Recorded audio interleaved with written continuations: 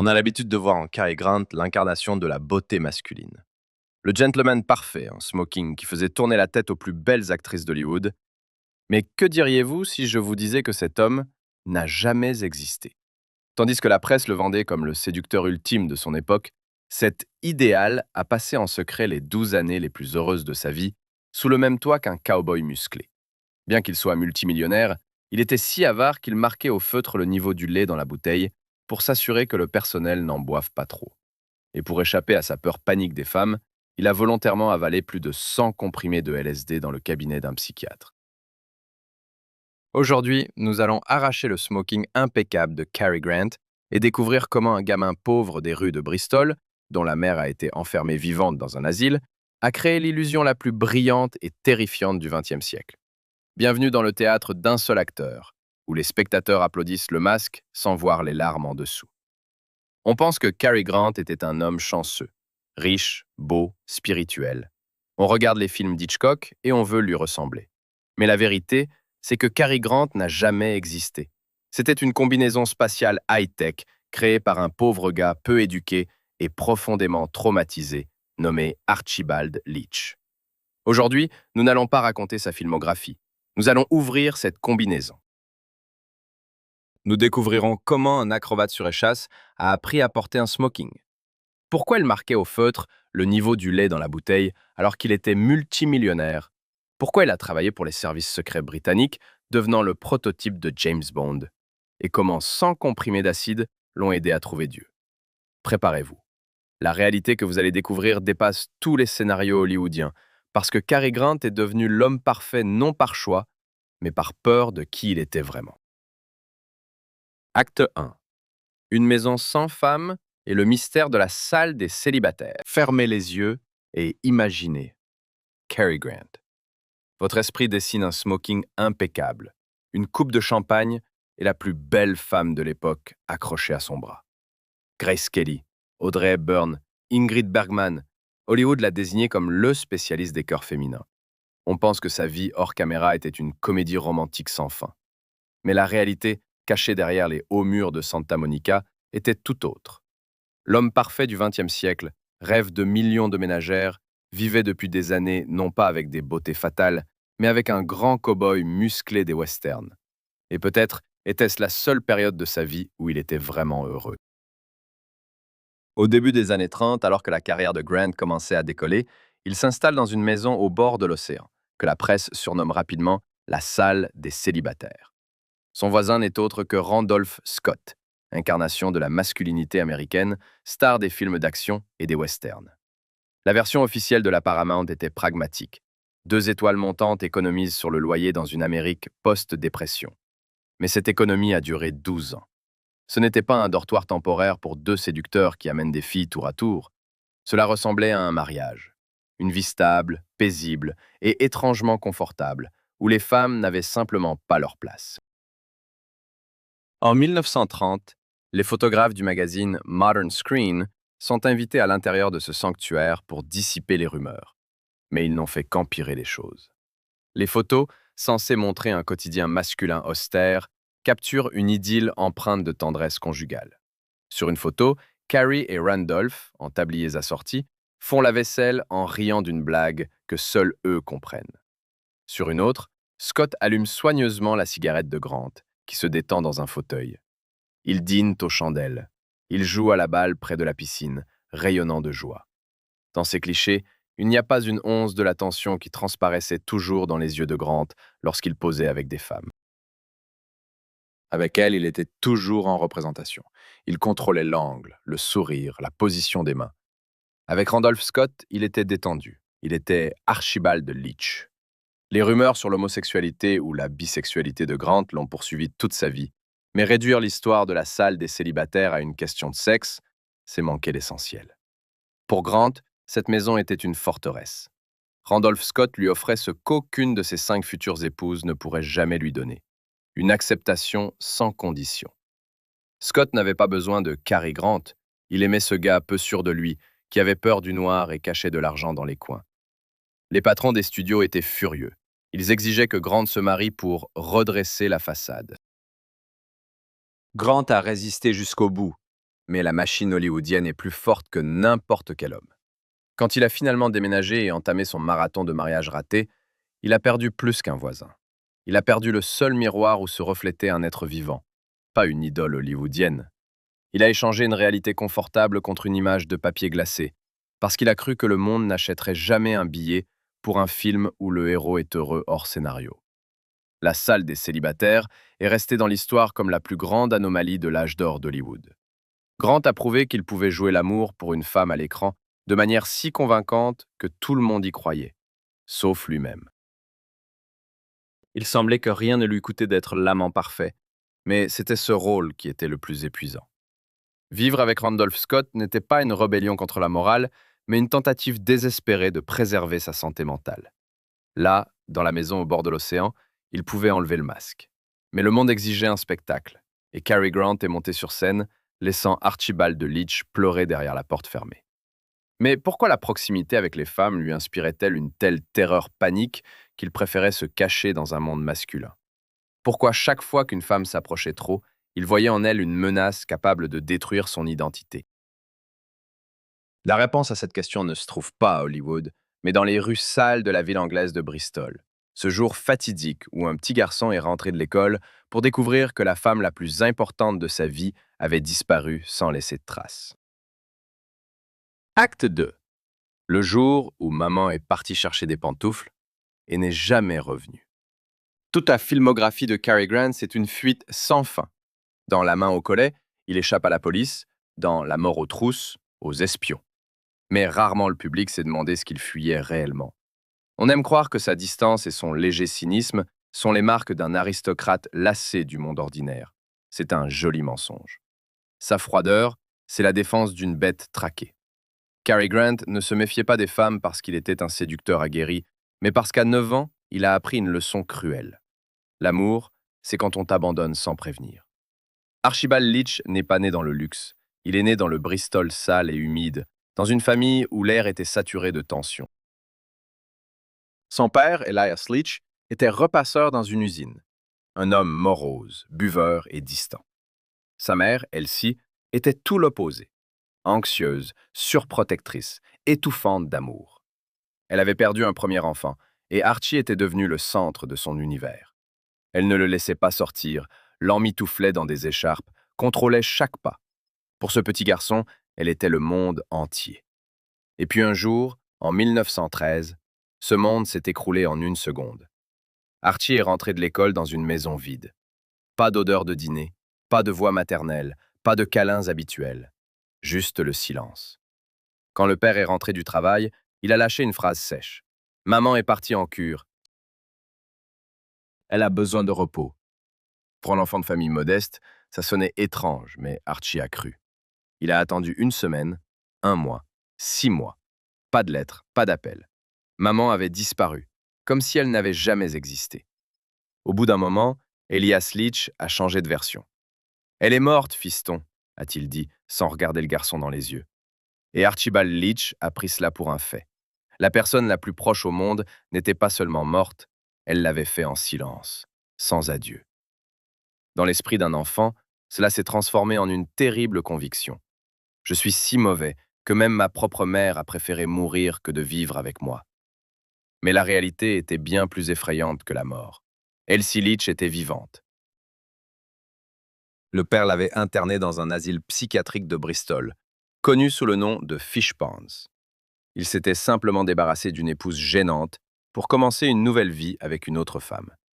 Elsie a passé plus de 20 ans en captivité, croyant que son fils l'avait abandonnée comme l'avait fait son mari. Archie n'a découvert la vérité qu'à 31 ans. À ce moment-là, il était déjà Cary Grant, star d'Hollywood et millionnaire. Le père a avoué son acte sur son lit de mort, probablement par peur de l'enfer, pas par amour pour son fils. Grant a immédiatement sorti sa mère de l'asile, mais c'était trop tard. Devant lui se tenait une vieille femme brisée, qui peinait à reconnaître dans cet Américain élégant son petit Archie. « Tu n'es pas mon fils », disait-elle. Mon fils était un petit garçon. C'est ce jour-là, dans la maison vide de Bristol, qu'Archibald Leach est mort et que Cary Grant a commencé à naître. Le garçon a décidé, si être soi-même signifie être abandonné, je deviendrai quelqu'un d'autre. Je serai si parfait, beau et riche que personne n'osera jamais plus m'abandonner. Toute sa vie future avec les femmes a été une vengeance pour l'acte de sa mère.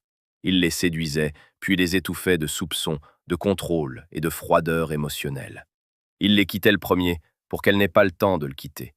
Il cherchait Elsie en chaque femme pour la punir, tout en ayant désespérément besoin de cet amour inconditionnel qu'on lui avait volé. Mais la douleur de la perte de sa mère et de la trahison de son père ne s'apaisait ni avec des millions sur son compte, ni avec des statuettes dorées. Le vide intérieur, grand comme Bristol, exigeait d'être comblé. Et quand l'alcool et la gloire n'ont plus suffi, Cary Grant s'est lancé dans l'expérience la plus radicale de l'histoire du Hollywood doré. Il a décidé de pirater son cerveau pour y retrouver ce garçon de 9 ans et lui dire qu'il n'était pas coupable. 100 comprimés de LSD et un voyage vers Dieu l'attendaient. Acte 3. 100 comprimés d'acide à la recherche de Dieu. Quand on pense à la révolution psychédélique, on imagine des hippies aux cheveux longs, Woodstock, Jim Morrison.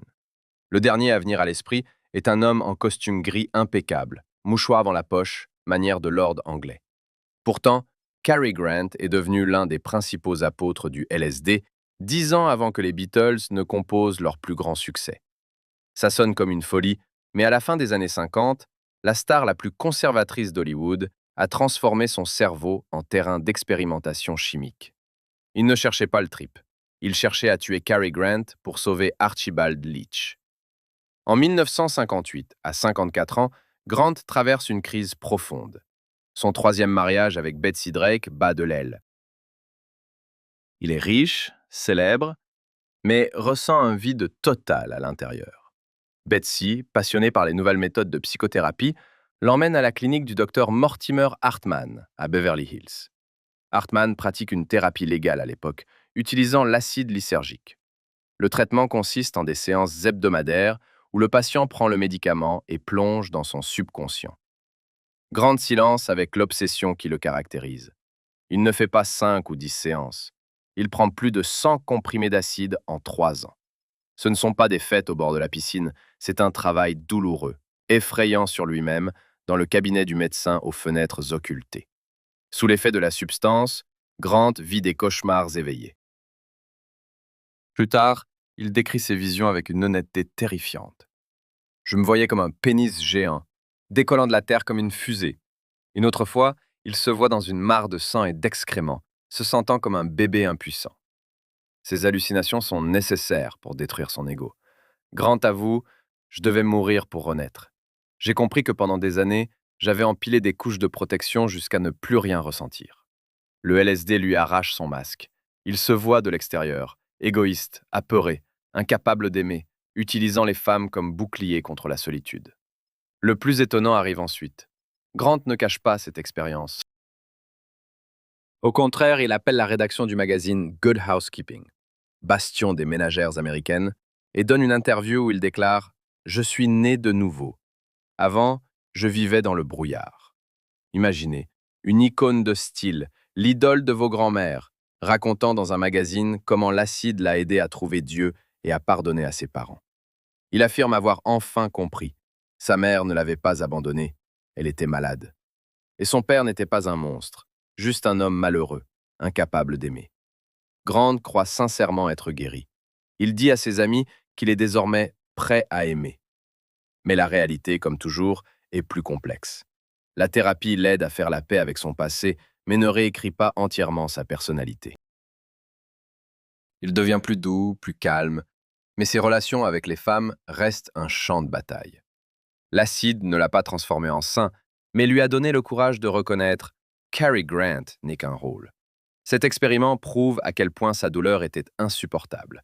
L'homme réputé le plus réservé du monde était prêt à faire fondre son esprit, juste pour cesser un instant de se sentir comme l'enfant abandonné de Bristol. Le LSD l'aide à démêler sa tête, mais son corps suit ses propres lois. Avez-vous remarqué comment il bouge à l'écran? Cette grâce féline, ces incroyables roulades et sauts, même en costume strict? Le secret de sa perfection physique n'est ni dans la salle de sport, ni dans de bons gènes. Son corps a été forgé bien avant Hollywood, dans un endroit où l'erreur coûtait la vie, pas une prise. Pour comprendre la physique de Cary Grant, il faut revenir en arrière et regarder le garçon sur des échasses. Acte 4. L'acrobate sur échasse. La physique de l'illusion. Regardez n'importe quel film avec Cary Grant sans le son. Vous verrez quelque chose d'étrange. Il ne marche pas comme tout le monde. Il glisse. Ses mouvements ont une fluidité surnaturelle, comme s'il évoluait dans l'eau, pas sur la terre ferme. Les critiques parlaient d'un aristocratisme inné. Ils se trompaient. Ce n'est pas une question de noblesse, c'est une déformation professionnelle. Ce que le monde prenait pour l'élégance décontractée d'un millionnaire était en réalité la mémoire musculaire d'un acrobate de cirque, contrôlant chaque seconde son centre de gravité pour éviter de se fracasser le crâne. À 14 ans, Archibald Leach est renvoyé de l'école. La raison officielle, il s'est introduit dans le vestiaire des filles. Mais la vérité, c'est qu'il n'avait pas besoin de l'école. Il était obsédé par le théâtre et la scène, où il pouvait prétendre être n'importe qui. En falsifiant la signature de son père, il s'est enfui de chez lui pour rejoindre la troupe de Bob Pender, les célèbres Knockabout Comedians. Ce n'était pas du théâtre shakespearien, c'était un vaudeville dur, moite, physiquement épuisant. Ici, on n'enseignait pas la diction. On apprenait à tomber face contre terre de manière à faire rire le public sans se casser le nez. On apprenait à marcher sur des échasses de 2 mètres, à jongler et à faire des saltos arrière. Archie Leach a passé sa jeunesse non pas avec des manuels d'étiquette, mais dans des wagons brinque-ballants, en tournée dans la province anglaise, puis en Amérique. C'est la troupe de Pender qui a emmené le jeune Archie à New York en 1920. Sur la scène de l'hippodrome légendaire, il se produisait dans un numéro d'échasse. Imaginez un adolescent élancé, marchant au-dessus de la foule, caché sous un immense costume. C'était la métaphore parfaite de sa vie future. S'élever au-dessus de tous, être visible, mais rester invisible à l'intérieur de sa carapace. Marcher sur des échasses demande une compétence particulière. Vous ne pouvez pas regarder vos pieds, sinon vous perdez l'équilibre. Vous devez regarder droit devant, en ignorant le vide en dessous. Grant a appliqué ce principe à sa vie. Il ne se retournait jamais sur son passé, de peur de chuter. Cette base circassienne a fait de lui un acteur unique à l'ère du cinéma parlant. Tandis que d'autres stars restaient figées, craignant de s'éloigner du micro, Grant utilisait tout l'espace du cadre. Dans Holiday, il fait un salto arrière avec aisance. Pas de doublure, c'est lui-même, en smoking. Dans la comédie L'impossible Monsieur Bébé, il tombe, trébuche et dévale les collines avec la grâce d'un léopard. Dans le thriller La mort aux trousses, la célèbre scène avec l'avion n'est pas juste une course. C'est un tour de professionnel. Regardez comment il tombe dans la poussière. Il se regroupe une fraction de seconde avant l'impact. Son célèbre inclinaison de tête, que les femmes trouvaient si charmante, c'est l'habitude d'un acrobate vérifiant son équilibre. Sa manière de glisser les mains dans les poches de son pantalon, un moyen de cacher le tremblement de ses doigts avant un tour. La perfection physique de Cary Grant était sa première ligne de défense. Il avait construit son corps comme une forteresse. Il savait que les mots pouvaient trahir. Il était un gars peu instruit de Bristol, que les émotions pouvaient révéler la douleur, le traumatisme de sa mère, mais que le corps ne ment jamais s'il est bien dressé. Il est devenu l'acrobate en smoking, un homme capable de jouer n'importe quelle émotion par le mouvement, même si, à l'intérieur, c'était le vide. Mais s'il a pu dompter son corps entièrement, la voix a posé problème. Archibald Leach parlait avec un accent brut, populaire de Bristol, qui en Angleterre révélait instantanément ses origines modestes et qui en Amérique sonnait incompréhensible. Pour devenir Cary Grant, il ne devait pas seulement apprendre à parler joliment, il devait inventer une langue que personne sur Terre ne parlait. Acte 5. L'homme à la voix venue de nulle part. La voix de Cary Grant est aussi iconique que le sourire de la Joconde ou les moustaches de Salvador Dali. Si vous essayez de l'imiter, vous finirez inévitablement par adopter ce rythme étrange et saccadé, allongeant les voyelles et coupant brusquement les consonnes. Tony Curtis, dans Certains Name Show, a brillamment volé ce timbre pour incarner un millionnaire. On a pris l'habitude de considérer cet accent comme le symbole de la haute société, le son de l'argent ancien et des écoles d'élite. Mais en réalité, cette voix est une imposture, un Frankenstein linguistique, cousu de la peur d'être démasqué et du désir d'appartenir à un monde qui le rejetait. Archibald Leach parlait avec un burr, un dialecte spécifique de l'ouest de l'Angleterre. Un parler rude et grondant des ouvriers portuaires où le R gronde comme un tracteur et les voyelles sonnent larges et simples. Dans le système de classe rigide du Royaume-Uni, cet accent était une marque d'infamie.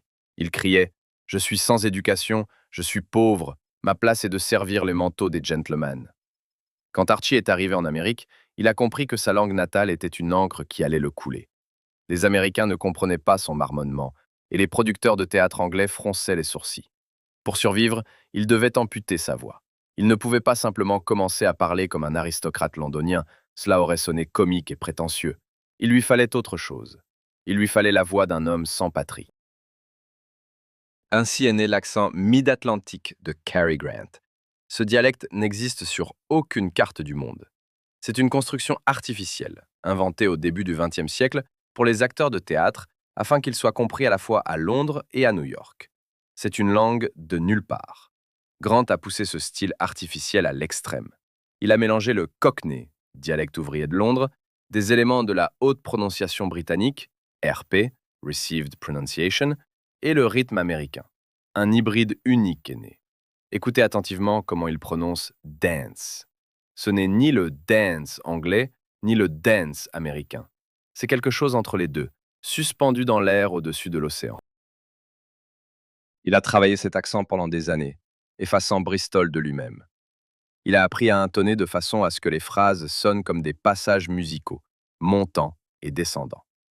La fameuse phrase Judy, Judy, Judy, qu'on lui attribue, bien qu'il ne l'ait jamais dite ainsi dans un film, est devenue un mème précisément à cause de cette étrange mélodie. Mais le plus effrayant dans cette voix, c'est sa fonction. C'était une barrière sonore.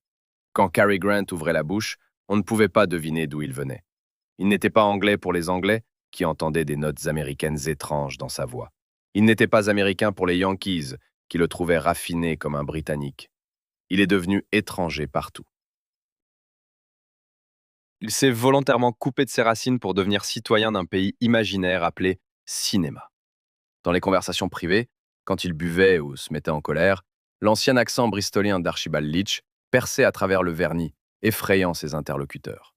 C'était comme si, sous le masque du prince, apparaissait soudain le visage d'un ramoneur. Grant craignait ces moments de panique. Il contrôlait sa gorge aussi rigoureusement que ses finances. Ironie du sort, l'homme dont la voix est devenue le symbole du charme masculin parlait en réalité une langue sur laquelle personne ne pense ni ne ressent. Il parlait la langue des scénarios. Toute sa vie, il a redouté que, s'il se taisait ou se relâchait, le monde n'entende pas Cary Grant, mais le petit Archie effrayé, appelant sa mère avec un accent bristolien. En créant un corps parfait et une voix parfaite, il est devenu un instrument parfait. Mais un instrument ne peut pas jouer tout seul. Il a besoin d'un maître. Et à Hollywood, il n'y avait qu'un seul homme qui a compris. Derrière cette façade brillante se cachait un abîme de peur. Cet homme était Alfred Hitchcock. Hitchcock était célèbre pour mépriser les acteurs, les qualifiant de bétail. Mais il adorait Cary Grant. Pourquoi le maître du suspense, qui aimait tourmenter ses héroïnes, a-t-il fait de Grant son principal alter ego masculin? Parce que Hitch voyait ce que les autres ne voyaient pas. Il a compris que Grant n'avait pas besoin de jouer la victime des circonstances. Grant vivait déjà dans un thriller, et dans le prochain acte, nous verrons comment Hitchcock a utilisé les névroses de Grant pour créer l'un des plus grands films de l'histoire. Acte 6. Hitchcock et l'art d'être accusé. Alfred Hitchcock était célèbre pour sa misanthropie. Sa phrase légendaire « Les acteurs sont du bétail » était le credo de sa mise en scène. Il brisait la volonté de Tippi Hedren, harcelait Kim Novak et faisait pleurer Ingrid Bergman. Mais Cary Grant faisait exception. Hitchcock ne se contentait pas de respecter, il voyait en Grant son alter ego, mais en plus beau. Pourquoi ce réalisateur corpulent et complexé aimait-il tant ce bel homme impeccable? La réponse est simple et effrayante. Hitchcock était le seul à Hollywood à voir que Cary Grant n'était pas un homme. C'était un costume vide. Hitchcock avait compris la tragédie principale de Grant. Cet homme jouait toute sa vie un rôle inexistant. Et en 1959, il a réalisé un film déguisé en thriller d'espionnage, mais qui était en réalité un drame psychologique documentaire sur Archibald Leach. Ce film, c'est La mort aux trousses. L'intrigue du film semble absurde. Un publicitaire à succès, Roger Thornhill, est pris pour un espion nommé George Kaplan. Thornhill crie qu'il n'est pas Kaplan, mais personne ne le croit. Il doit fuir, se cacher et finalement devenir Kaplan pour survivre. C'est la biographie pure de Grant. Archie Leach s'est retrouvé par hasard dans le show business, où on l'a pris pour le mondain Cary Grant. Archie criait en lui-même « Je ne suis pas lui, je suis un pauvre gars de Bristol ». Mais le monde répondait « Non, tu es Cary Grant et tu dois nous sauver ». Hitchcock a génialement utilisé la névrose de l'acteur. Il n'avait pas besoin d'expliquer à Grant comment jouer la panique d'un homme ayant perdu son moi. Grant vivait dans cet état depuis 30 ans. Regardez la célèbre scène dans le champ avec l'avion. C'est une métaphore de l'angoisse existentielle. Grant se tient seul au milieu d'un immense espace vide. Il porte son célèbre costume gris, armure. Pas d'abri, pas de décor, pas de partenaire. Juste lui et une menace mortelle venue du ciel. Hitchcock a déshabillé Grant sans lui enlever ses vêtements. Dans cette scène, il n'y a pas une once de l'éclat auquel nous sommes habitués. Grant court maladroitement. Il tombe dans la poussière. Il a l'air pitoyable et effrayé. Ce n'est pas James Bond. C'est Archibald Leach, sur le point d'être écrasé par la machine géante du destin. Encore plus révélatrice est la scène de la vente aux enchères. Le héros de Grant, entouré d'ennemis, commence à se comporter comme un fou pour que la police l'arrête. Il comprend, le seul endroit sûr, c'est la prison. Il détruit volontairement son image de gentleman pour se sauver. Grant joue cette scène avec un plaisir effrayant. C'est un cri du cœur. Regardez, je ne suis pas parfait. Je suis un clown. Sortez-moi d'ici. Hitchcock n'a jamais donné d'Oscar à Grant, mais il lui a offert quelque chose de plus précieux, le droit d'être vulnérable. Dans les films d'Hitchcock, Soupçon, Les Enchaînés, Grant joue toujours des personnages au passé sombre, des gens à qui on ne peut pas faire confiance. Hitch voyait l'obscurité derrière le sourire éclatant. Il savait que Grant était capable de meurtre, au moins du meurtre de sa propre personnalité. La mort aux trousses se termine avec le héros suspendu au nez d'un président de pierre sur le mont Rushmore. Grant est littéralement suspendu au-dessus du vide, s'accrochant au visage des grands hommes. C'est une fin parfaite. Cary Grant est lui-même devenu un tel monument, un visage de pierre taillé dans le roc du cinéma, derrière lequel il n'y a que du granit froid et du vide. Hitchcock a utilisé la peur de Grant d'être démasqué comme carburant pour le suspense. Nous nous inquiétons pour le héros, non pas parce qu'il pourrait être tué, mais parce que nous sentons, s'il s'arrête, il disparaîtra. Mais si à l'écran il pouvait se permettre le luxe d'être un espion et de dépenser l'argent public, dans la vraie vie, son rapport à l'argent était pathologique. Grant était l'acteur le mieux payé de son époque, mais chez lui régnaient des lois d'économie sévères, dignes de Dickens. Prêt à découvrir comment un homme avec des dizaines de millions de dollars marquait au feutre le niveau de lait dans la bouteille pour que le personnel n'en boive pas trop. Acte 7. Le millionnaire qui comptait les centimes pour la lessive. À l'écran, Cary Grant incarnait le luxe. Costume sur mesure, séjour dans les meilleurs hôtels de la Riviera, pourboire jeté avec désinvolture, dépassant le salaire mensuel d'un homme ordinaire. Les spectateurs étaient convaincus. Cet homme ignorait la valeur de l'argent. La réalité était si grotesque qu'elle en devenait difficile à croire. L'acteur le plus riche de sa génération, premier à choisir lui-même réalisateur et scénario, travaillant en indépendant, vivait comme un retraité fauché ayant survécu à la Grande Dépression. Sa radinerie était une légende murmurée à Hollywood, de peur de briser la magie. Ce n'était pas l'avarice de Picsou se baignant dans l'or, c'était une peur panique, irrationnelle, d'Archibald Leach de se retrouver à nouveau sans un sou. Son enfance à Bristol, où chaque pièce faisait la différence entre dîner et faim, avait gravé dans son cerveau une connexion neuronale. L'argent est la seule protection contre le chaos. Si je le dépense, je meurs. Même devenu multimillionnaire, Grant ne pouvait se détendre. Il voyait sa fortune non pas comme une source de plaisir, mais comme une muraille à fortifier sans cesse, sans en perdre une brique. L'histoire la plus célèbre, confirmée par de nombreux témoignages et souvenirs de domestiques, concerne le réfrigérateur. Grant marquait effectivement au feutre noir le niveau du lait dans les bouteilles en verre. Il le faisait chaque matin et chaque soir.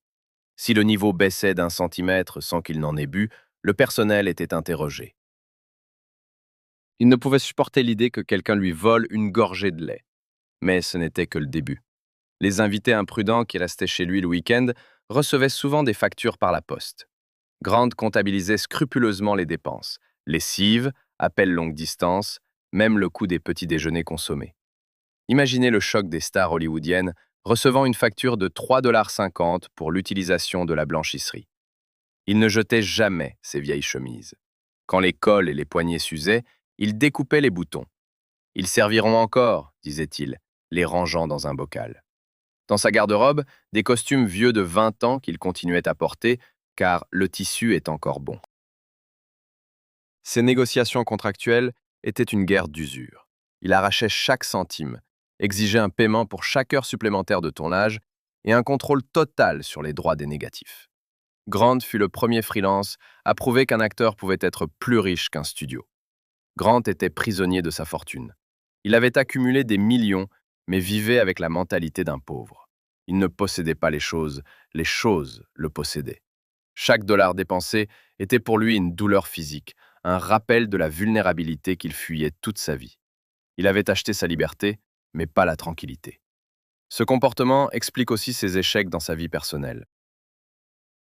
Les femmes attendaient un prince généreux, mais trouvaient un comptable vérifiant les tickets de caisse du supermarché. Pour lui, l'argent était un moyen de contrôle. Mais quand ce contrôle s'exerçait sur des êtres vivants, le drame commençait. S'il était ainsi avec le lait et les boutons, imaginez comment il traitait ceux qu'il appelait ses aimés. Grant s'est marié 5 fois, et chaque fois, le scénario se répétait avec une précision effrayante. Il choisissait les femmes les plus brillantes, fortes et riches du monde pour transformer leur vie en enfer de jalousie et de paranoïa.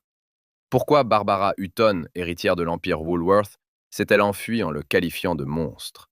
Et pourquoi s'efforçait-il désespérément de réparer chaque femme entrant dans son orbite? Acte 8. Barbe bleue d'Hollywood. À l'écran, Cary Grant sauvait les femmes.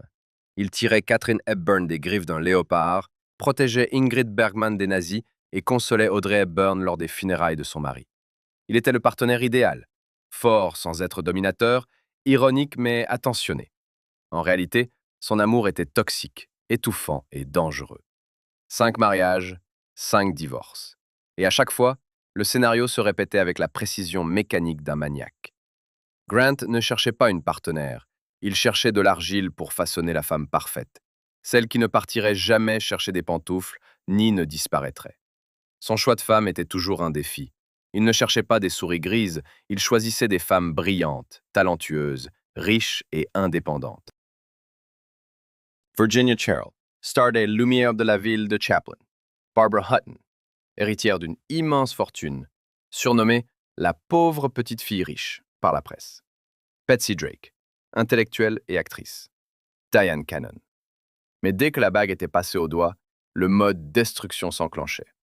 Grant commençait à briser méthodiquement leur personnalité. Il critiquait leurs vêtements, leur façon de parler, leurs amis et leurs habitudes. Il essayait de transformer ces femmes vivantes et éclatantes en poupées obéissantes qui resteraient à la maison à l'attendre à la fenêtre. Ce n'était pas un mariage, c'était une colonie pénitentiaire avec des barreaux dorés. Son premier mariage avec Virginia Cheryl s'est terminé en catastrophe après 7 mois. Elle l'a accusé de violence physique et d'alcoolisme. Grant était pathologiquement jaloux.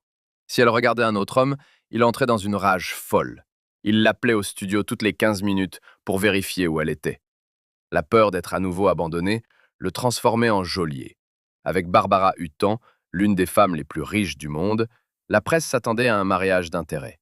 Les mauvaises langues les surnommaient Cash et Carrie.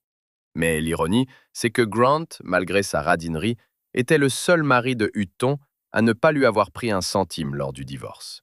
Il n'avait pas besoin de son argent, il avait le sien. Il avait besoin de son âme.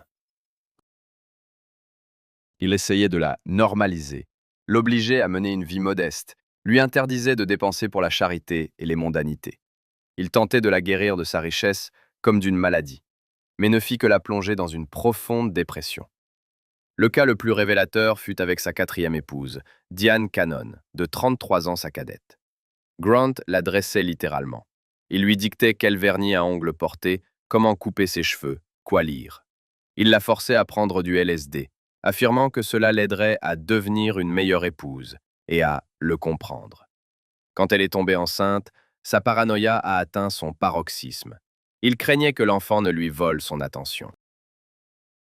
Après le divorce, Cannon se souvenait de sa vie avec l'homme parfait, comme d'un cauchemar psychologique sans fin. où toute manifestation de volonté propre était punie par un silence glacial. Cary Grant était une sorte de barbe bleue qui ne tuait pas physiquement ses femmes, mais les détruisait moralement. Il se vengeait de chacune d'elles pour Elsie Leach. Il voulait un contrôle absolu, car seul le contrôle lui donnait l'illusion de sécurité. Je te quitterai avant que tu ne comprennes qui je suis vraiment. Tel était le credo tacite de ces relations. Les femmes tombaient amoureuses de Cary Grant, mais se réveillaient avec Archibald Leach, un garçon effrayé, exigeant et cruel, qui n'avait jamais grandi.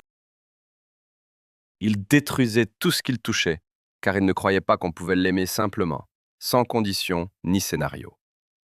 Mais son besoin de contrôle et son talent pour porter des masques ne servaient pas qu'à sa vie personnelle. Alors qu'Hollywood tournait des films de propagande patriotique, Grant s'engageait dans un jeu bien plus dangereux. Il existe des preuves qu'il a travaillé pour les services secrets britanniques pendant la Seconde Guerre mondiale, traquant les nazis directement sur les collines d'Hollywood. Et c'est son charme glacial et son regard assassin qui ont inspiré Ian Fleming pour créer le plus célèbre espion de tous les temps. Acte 9. L'agent 007 que nous avons perdu. Quand on entend Bond, James Bond, on pense à Sean Connery. Il est notre référence, notre modèle, l'alpha et l'oméga du genre espionnage. Mais en vérité, Sean Connery n'est qu'une copie. Talentueuse, brutale, mais une copie. L'original, c'était Cary Grant. Ian Fleming, le créateur de l'agent 007, ne l'a jamais caché. En écrivant ses romans, il entendait la voix de Grant, voyait sa démarche, sa façon de rajuster ses manchettes avant de presser la détente. James Bond n'est pas une simple image d'un officier britannique. C'est la projection littéraire de Cary Grant, un homme impeccable, qui tue sans émotion, cachant sous un masque de cynisme une profonde blessure. Pendant la Seconde Guerre mondiale, Hollywood n'était pas qu'une usine à rêves, mais un champ de bataille pour les services secrets. Les agents allemands recrutaient activement des stars, cherchant à influencer l'opinion publique américaine, encore isolationniste avant Pearl Harbor. Le MI6 britannique avait monté un réseau puissant en Amérique, et l'un de ses principaux atouts, selon des documents déclassifiés des décennies plus tard, était Cary Grant. En 1940, le producteur Alexander Korda, travaillant pour les services britanniques, recrute Grant. Sa mission est simple et dangereuse. Identifier les sympathisants nazis dans l'élite hollywoodienne. Grant, avec son accès à tous les bureaux et chambres, était l'agent dormant parfait. L'épisode le plus marquant de cette guerre de l'ombre fut la surveillance d'Errol Flynn, star des films d'aventure, soupçonné de lien avec la Gestapo. Grant, que tout le monde prenait pour un beau gosse superficiel, collectait méthodiquement des informations, analysait les cercles de Flynn et transmettait les données à ses supérieurs. Il ne jouait pas à l'espion, il l'était. Son talent pour porter un masque était inestimable. Quand en 61, les producteurs Albert Broccoli et Harry Saltzman lancent le casting pour le premier film de Bond, Dr. No, ils n'ont qu'un seul nom en tête. Ian Fleming insiste personnellement. Bond doit être Cary Grant. Il était parfait. À 58 ans, il surpassait n'importe quel acteur de 30 ans. Il avait ce charme transatlantique nécessaire pour conquérir le monde. Grant se voit offrir le rôle. Cela aurait été le plus grand casting de l'histoire du cinéma. Mais il refuse. Sa réponse est brève et pragmatique. Je suis trop vieux, et je ne peux vous donner qu'un seul film. Je ne signerai pas pour une franchise. Les producteurs cherchaient un acteur pour 5 films, et Grant, avec sa peur des engagements et son désir de contrôler chaque aspect de sa vie, ne pouvait se laisser posséder par un studio pendant 10 ans. Finalement, le rôle revient à Sean Connery. Mais regardez le jeune Connery, le réalisateur Terence Young le forçait littéralement à être Cary Grant. Il lui apprenait à porter des costumes comme Grant, à marcher comme Grant, à plaisanter avec le même visage impassible. Toute la saga Bond est, en essence, un hommage au style de Cary Grant. Le refus de Grant de jouer Bond est l'une des plus grandes pertes du cinéma, mais aussi la preuve de son génie. Il comprenait. Bond est une caricature. Cary Grant est une œuvre d'art. Il n'avait pas besoin de jouer le super-espion pour prouver sa classe. Il vivait déjà une vie pleine de mystères, de double sens et de menaces cachées. Fleming a modelé Bond sur Grant parce qu'il voyait en lui ce que nous manquons souvent, un froid glacial dans le regard. La capacité de charmer une femme et d'oublier son nom l'instant d'après. L'art de porter un smoking comme une tenue de combat. Grant était dangereux, et c'est ce qui le rendait irrésistible. Mais au milieu des années 60, même ce rôle, celui de roi d'Hollywood et d'agent secret, commençait à le lasser. Il avait tout atteint, l'argent, la gloire, la reconnaissance, mais il lui manquait l'essentiel. Ce pourquoi Archibald Leach avait commencé cette folle course. À 62 ans, il a fait un geste qui a choqué le monde plus que tous ses divorces réunis. Il a simplement disparu. Il est parti pour jouer son dernier, son plus complexe et son plus honnête rôle, celui de père. Acte 10. Dernier rôle, père. À Hollywood, il y a une règle tacite. Tu quittes la scène seulement quand on t'en sort les pieds devant ou quand tu deviens la risée, jouant une parodie de toi-même dans des séries bon marché. Cary Grant a enfreint cette loi aussi. En 66, au sommet de sa forme, de sa beauté et de son succès au box-office, il a fait l'impensable. Il a simplement dit « ça suffit ». Le monde était sous le choc. Les producteurs lui offraient n'importe quelle somme. Les scénaristes écrivaient des rôles spécialement pour ses cheveux gris. Mais Grant restait inflexible. Ce n'était pas un caprice de star. C'était la décision consciente d'un homme qui avait enfin trouvé ce qu'il cherchait depuis 62 ans.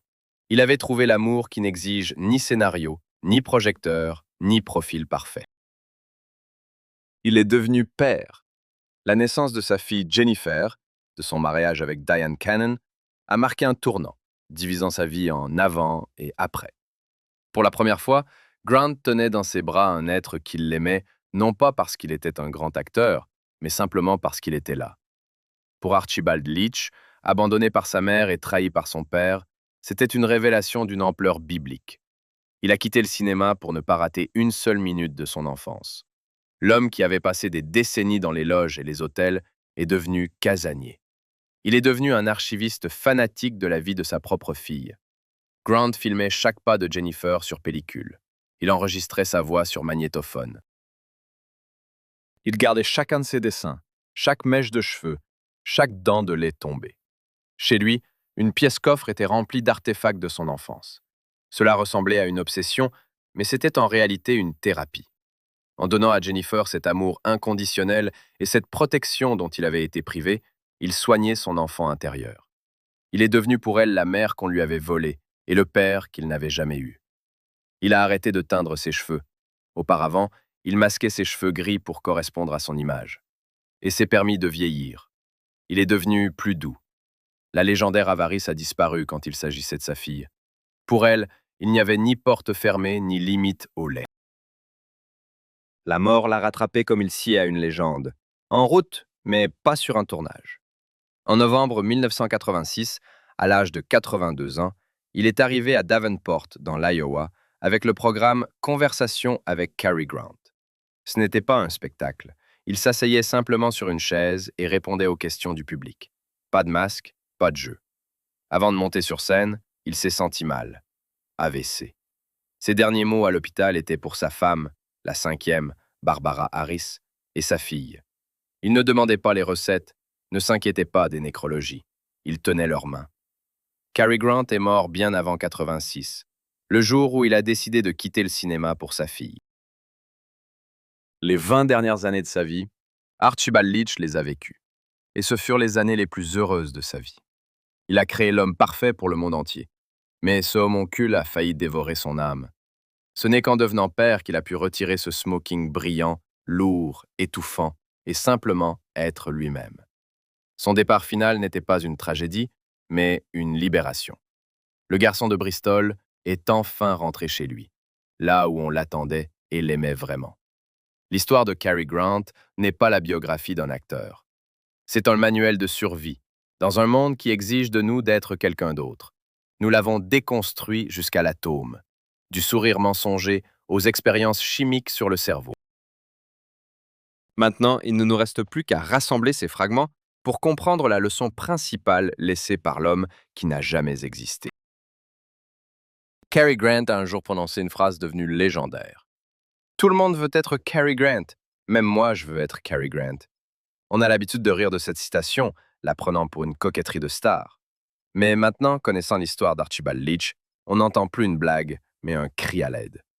C'est l'aveu d'un homme qui, chaque matin, regardait dans le miroir et voyait un étranger. Toute sa vie est le plus grand effet spécial de l'histoire du cinéma. Pas des sauts sur les toits, ni des courses-poursuites avec des avions, mais le fait qu'un garçon effrayé, pauvre, traumatisé de Bristol ait pu convaincre le monde entier qu'il était le modèle de la confiance et du bonheur. Il a construit Cary Grant brique par brique, geste par geste, accent par accent, pour se protéger de la douleur. J'ai commencé avec l'idée que Cary Grant n'existait pas. Et c'est vrai. Grant n'était qu'un scaphandre high-tech pour survivre dans un environnement hostile. Sa parcimonie n'était pas de l'avarice, mais la peur de la faim. Ses mariages toxiques n'étaient pas de la cruauté, mais la panique d'un enfant abandonné. Ses expériences avec le LSD n'étaient pas une quête de plaisir, mais une tentative de percer ce scaphandre de l'intérieur. La tragédie de l'âge d'or d'Hollywood, c'est qu'il exigeait des gens qu'ils soient des dieux. Mais la grandeur de Grant ne réside pas dans le fait qu'il soit devenu un dieu, mais dans le fait qu'il ait trouvé le courage de redevenir humain. Il a permis à Cary Grant de mourir pour qu'Archibald Leach puisse vivre ses derniers jours, tenant la main de sa fille et non un Oscar. La réalité a dépassé les attentes. L'homme le plus artificiel de la Terre s'est révélé être le plus authentique à la fin. Il a vaincu ses démons, non pas à l'écran, mais dans la chambre d'enfant. Si l'histoire de la douleur cachée derrière un sourire parfait vous a bouleversé, vous n'avez pas encore vu toute l'image. Grant n'était pas seul dans son malheur. À Hollywood, il y avait une femme dont la grâce était aussi une armure, et dont la célèbre minceur n'était pas le résultat d'un régime, mais de la fin de guerre qu'elle a endurée en se cachant des nazis dans une cave. Elle jouait les princesses pour oublier qu'elle avait mangé des bulbes de tulipes pour survivre. Abonnez-vous à la chaîne pour découvrir pourquoi Audrey Hepburn ne s'est jamais considérée comme belle et quels secrets elle a emportés dans sa tombe. Ce n'est pas une histoire de mode, c'est une histoire de survie.